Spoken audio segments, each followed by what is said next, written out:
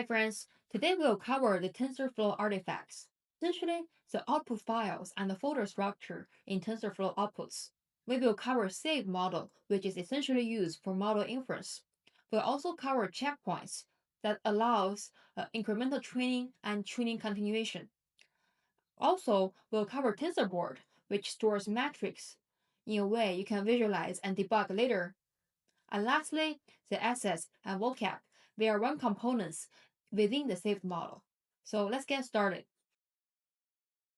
Here is a typical TensorFlow training pipeline. As you can see, we start from data on disk, either a CSV or Parquet format.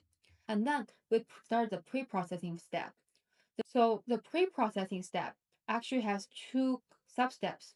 One is the feature pre-processing. You can imagine that if you have some string features, you want to convert them to integers or numeric. You want to convert them to numerics. Also, you might want to do some normalization to remove the outliers from your dataset. After you do these substeps, you want to convert your data to TF record, which is something that TensorFlow can read. After that, it will be model training. During the model training, the training pipeline output two files. One is the checkpoints, the other is TensorBoard logs. You actually need to specify it on your own. Once the training is done, we'll need to freeze the model parameters, and they are all saved in the saved model folder.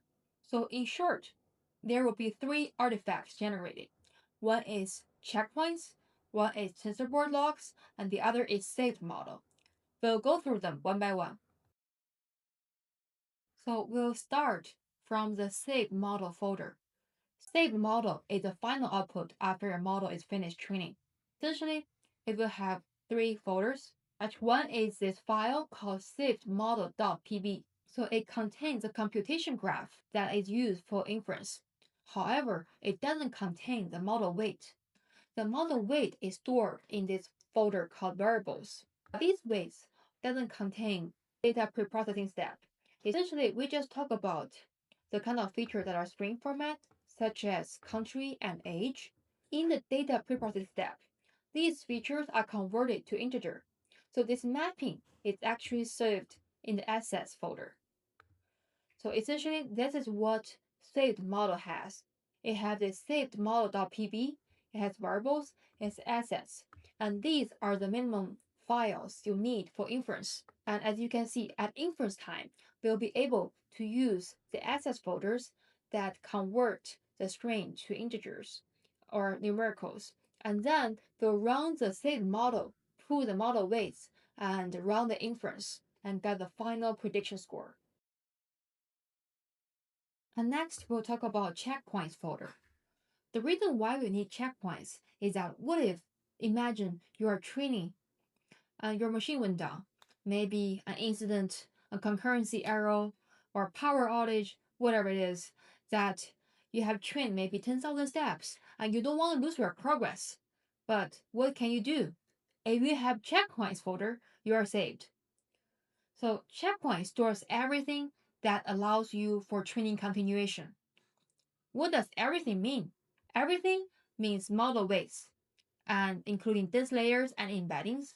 It also includes optimizer states, especially for momentum or atom parameters.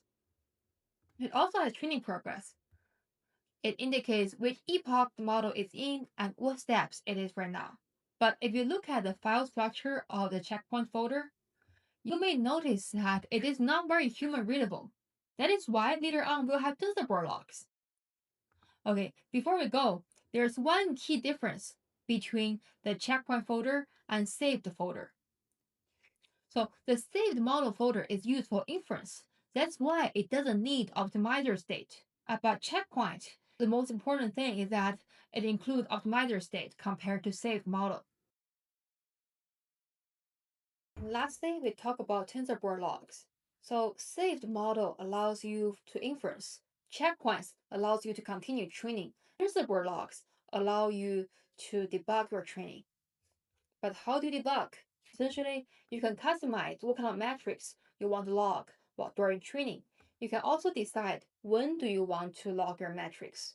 So there are some typical usage or you want to use TensorBoard to log metrics such as loss accuracy learning rate per step or per epoch. It can be customized and you can visualize it to understand the convergence. In addition, you can also use TensorBoard to profile the machine, the master node, and the worker node to understand the usage and throughput of your model.